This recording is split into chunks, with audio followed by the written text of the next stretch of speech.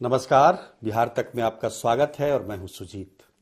कांग्रेस के वरिष्ठ नेता और प्रतिपक्ष के भी नेता लोकसभा में राहुल गांधी ने कहा कि हमें तेलंगाना जैसा जातीय सर्वेक्षण चाहिए या गणना चाहिए, बिहार जैसा नहीं। हालांकि बिहार में जब जातीय गणना हुई थी उस समय भी कांग्रेस की ही सरकार थी, बिहार में भी कांग्रेस भी शामिल थी, उसमें महागठबंधन की सरकार थी 2022 में। तेलंगाना में चूंकि कांग्रेस की ही सरकार है, उसमें कोई और पार्टी शामिल नहीं है, तो राहुल गांधी को लगता है कि तेलंगाना में जो जातीय गणना हुई है वो बिहार से ज़्यादा बेहतर है। अब ये कैसे है, इसको समझने की कोशिश करते हैं।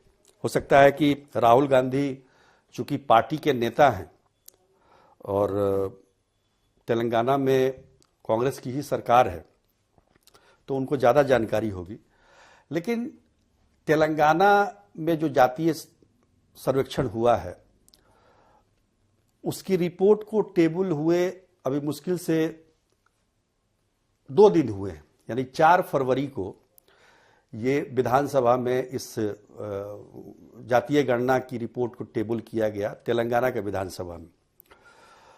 और तेलंगाना के विधानसभा में जो रिपोर्ट टेबल की गई है वो केवल और केवल समरी है, मतलब सारांश। पूरी रिपोर्ट अभी टेबल नहीं की गई है। 4 वॉल्यूम में जो रिपोर्ट दर्ज की गई है जातीय गणना की तेलंगाना की, उसमें से केवल समरी को अभी रिपोर्ट मतलब टेबल किया गया है विधानसभा में।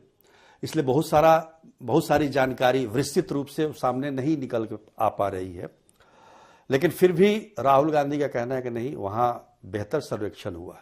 अब कैसे बेहतर हुआ है, अब समझिए इस बात को। तेलंगाना की सरकार एक दावा करती है कि हमने जो जातीय गणना कराई है बिहार से कम समय में और कम कीमत में हमने ये जातीय गणना कराई है। बिहार में आपको याद होगा कि 2023 के मई में जातीय गणना की शुरुआत हुई थी और ये अक्टूबर तक चला था। 2 अक्टूबर को इसके आंकड़े सरकार ने रिलीज किए थे, 2 अक्टूबर 2023 को, यानी 5 महीने का समय लगा था इस जातीय सर्वेक्षण को पूरा करने में बिहार में। जबकि तेलंगाना में महज 50 दिनों में सरकार ने यह काम किया है और इसलिए सरकार अपना पीठ भी थपथपा रही है। सरकार का यह भी कहना है कि बिहार में जहां जातीय गणना कराने में 500 करोड़ रुपए खर्च किए बिहार सरकार ने, वही हमने महज 160 करोड़ में ये जातीय गणना करा दी है। तो इस बात को लेकर भी वाहवाही लूटने की कोशिश में है। और तेलंगाना सरकार का यह भी कहना है कि हमने 96% हाउस होल्ड को टच किया है पूरे राज्य के, मतलब 100% में 96%। तो उसके आधार पर जो आंकड़े निकले हैं उसमें सबसे ज्यादा जो है वो बीसी हैं वहां पर, और उसके बाद बीसी मतलब 46% है, 46.25%। एससी जो हैं शेड्यूल कास्ट वो हैं 17.43%, एसटी हैं 10.45%, मुस्लिम हैं 12.56% और ओसी जो अदर कास्ट है, जिसको अपर कास्ट कहते हैं, वो हैं 13.31% तेलंगाना में। बिहार में भी आपने देखा होगा कि बिहार में जो ईबीसी है, एक्सट्रीमली बैकवर्ड कास्ट, वो सबसे ज्यादा है 36% से ऊपर, ओबीसी 27% से ऊपर, दलित लगभग 20%, मुस्लिम 17% के लगभग, 17% से थोड़ा सा ज्यादा, और सामान्य जो है 15% से थोड़ा सा ज्यादा। तो ये बिहार का है।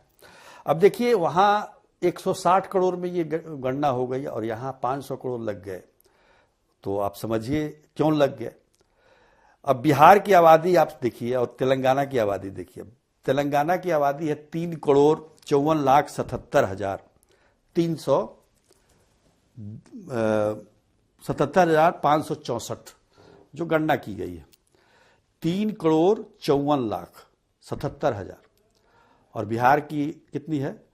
13,07,25,310 की गणना की गई 2023 में। तो ये आप देख लीजिए कि ये मुझे लगता है कि 4/3 चौगुना के लगभग ये मुझे लगता है कि आबादी है बिहार की तेलंगाना से, लगभग थोड़ा सा कम हो सकता है। और अगर इसी को 160 करोड़ को चौगुना कर दिया गया तो 400 करोड़ ये हो गया, 6 चौका 24, 640 करोड़ इस हिसाब से उनका खर्च हुआ है। खैर ये तो मतलब अब राहुल गांधी कह रहे हैं कि तेलंगाना का जातीय गणना अच्छा है, तो हो सकता है होगा, क्योंकि बिहार में भी जब जातीय गणना हुई थी तो कांग्रेस सरकार की हिस्सा थी। आरजेडी जो कि अपनी उपलब्धि बताती है कि हमारी वजह से जातीय गणना हुई है, तो वो भी सरकार में थी, नीतीश कुमार तो थे ही। तो ये जो आंकड़े मतलब ये कहा जा रहा है कि मतलब राहुल गांधी के द्वारा कि तेलंगाना ने ज़्यादा बेटर किया है, तो इसमें यही कह सकते हैं कि अभी तक ये रिपोर्ट पूरी तरह से आई नहीं है कि किस प्रकार। अब जैसे कि ऊपरी तौर पर हम देखें तो बिहार में जो बैकवर्ड कास्ट हैं वो 2 भागों में बटे हुए हैं, ओबीसी और ईबीसी। आप देख सकते हैं जैसे 36% ईबीसी है, जो अत्यंत पिछड़ी दल, जो जिसको हम कास्ट कहते हैं, जाति कहते हैं, और एक पिछड़ी जाति है। लेकिन वहां एक ही कैटेगरी है, बीसी, बैकवर्ड कास्ट, जिसकी आबादी लगभग 46.25% है, सबसे ज्यादा है वो।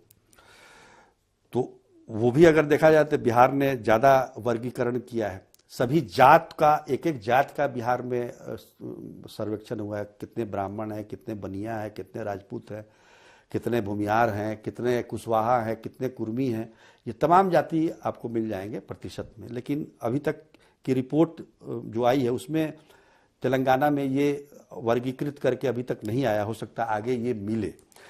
लेकिन फिर भी राहुल गांधी को तेलंगाना का ये अच्छा लग रहा है, मतलब वहाँ का जातीय सर्वेक्षण अच्छा लग रहा है। लेकिन वहाँ की जो विपक्षी पार्टी है, अब विपक्षी पार्टी तो हर जगह होती है, वहाँ की विपक्षी पार्टी ने इसको कहा है कि ये इनकम्प्लीट डाटा है, इसमें कोई सच्चाई नहीं है। जैसा बिहार में भी उस समय विपक्षी पार्टियों ने कहा था, उसी प्रकार से जो वहाँ की विपक्षी पार्टी है भारत राष्ट्र समिति, जिसके कार्यकारी अध्यक्ष हैं केटी रामाराव, केसीआर के जो पूर्व मुख्यमंत्री, उनके बेटे, उन्होंने राहुल गांधी को पत्र लिखा और उसमें तमाम बातें लिखी है। उन्होंने कहा कि हमारी जब सरकार थी तो हमने जब ये सर्वे कराया था, गणना कराई थी, जातीय गणना, तो उसमें जो बीसी हैं उसकी संख्या 51% थी और 2014 में, और ये 2025 में आके ये घट कैसे गई, 46.25% कैसे हो गई। तो इस तरह के तमाम आरोप प्रत्यारोप लग रहे हैं। फिर भी राहुल गांधी को तेलंगाना जैसा ही जातीय गणना चाहिए बिहार में, क्योंकि उनकी मंशा ये है कि अगर बिहार में दोबारा से ये जातीय गणना कराया जाए। लेकिन बीजेपी और तमाम जो उनके विरोधी हैं उनका कहना है कि जातीय गणना से कोई लेना देना नहीं है, ना ही इनको आदिवासी से, पिछड़ा से, अति पिछड़ा से या किसी से मतलब है। इनको मतलब है कि कैसे एक जातिवाद को बढ़ावा देकर एक अपना वोट बैंक तैयार किया जाए, और इसी के लिए लगातार वो जातिवाद और जातीय गणना की बात करते हैं। अब राहुल गांधी के इस कथन से आरजेडी को भी बुरा लगता है, क्योंकि आरजेडी ने पूरा अपना क्रेडिट लिया था, भाई हमने बिहार में जातीय गणना कराया है। अब उसी गणना को ये सही नहीं मानते हैं तो ये अलग बात है, पर आरजेडी इस पर चुप है, उसको कुछ बोल नहीं रही है। अब आगे देखिए, बिहार में चुनाव है, 2 बार 20 दिनों में राहुल गांधी यहाँ आ चुके हैं, अभी और भी आएंगे, तो और सारी बातें इस गणना को लेकर सामने आएगी।